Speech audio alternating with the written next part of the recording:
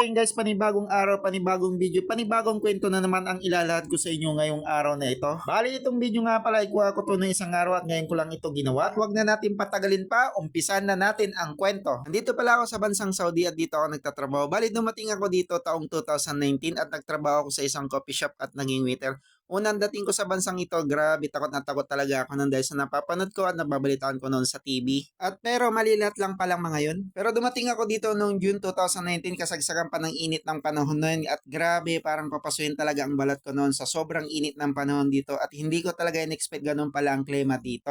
At syempre kalaunan nasanay na din ako at bit-bit na bit-bit ko ang mga pangarap ko nung ako'y pumunta dito sa bansang Saudi Arabia. Habang lumilipas ang buwan at panahon, nagbabago na din ang Saudi at nagiging maluwag na din pero kailangan pa din natin igalang kung anong merong batas ang Saudi at huwag nating gawin ang mga bawal. Hanggang sa natapos kang unang kontrata ko sa unang kumpanya, lumipat ako na ibang kumpanya, grabe din ang hirap ko noon at pagtitipid ko noon para lang may maipon at may maipadala sa Pilipinas. Ngayon ko lang din naranasan ang maging libot kasi dito mo matututunan ang lahat ng diskarte, pagtitipid para pagkasyahin ang isang buwan mong sahod bukod pa dyan sa bahay na babayaran mo halos lahat ng expenses sa'yo. Wala pa masaya sa taxi, pagkain, bayad sa bills, bayad sa bahay, bayad sa kuryente, syempre labas pa yung mga gala mo dyan.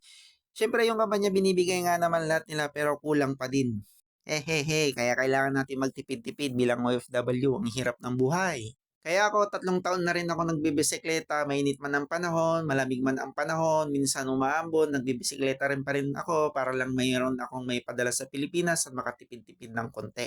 Kasi kung araw-arawin mo talaga yung pagtataksi, wala talaga, lugi ka. Baka yung sasahurin mo isang buwan, doon lang mapupunta sa pagtaksi.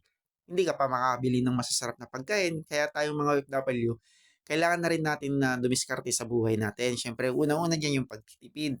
Kasi hindi naman panghabang buhay na nasa abroad tayo. At so ayan, nakalipat na nga ako sa bago kong kumpanya. Dito na nga ako nag-uumpisang magtrabaho. So bali, magta3 taon na rin ako sa kumpanyang ito. So lahat ng mga yan, tinitiis ko para lang meron akong maipon para pagdating ng araw at gusto ko nang umuwi, may ipon ako, hindi ako nga. Para sa akin, goods na goods tong kumpanyang napasukan ko kasi maaga nilang ibinibigay yung sahod namin katapusan palang hinuhulog na sa bangko namin. Kaya yung bangko nagte-text na sa amin na nandyan na yung aming sahod. O diba? Pagkatanggap namin ng aming sahod, wini-withdraw na namin ito agad at ipinapadala namin agad-agad sa Pilipinas para hindi namin mawaldas dito. Siyempre, hindi rin namin pinapadala lahat. Magtitira din kami ng pang isang buwang gastusin namin tulad ng pambayad namin sa mga utang din namin dito, pambayad ng bilis ng kuryente, ilaw, pamasahe sa taxi at kung ano-ano pa. Siyempre, bibili din kami ng pang isang buwang grocery din namin.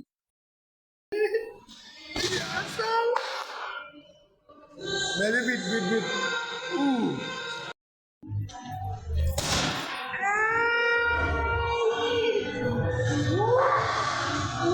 Uy! 931!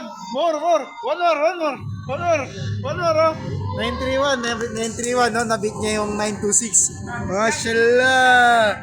Honor. Yala.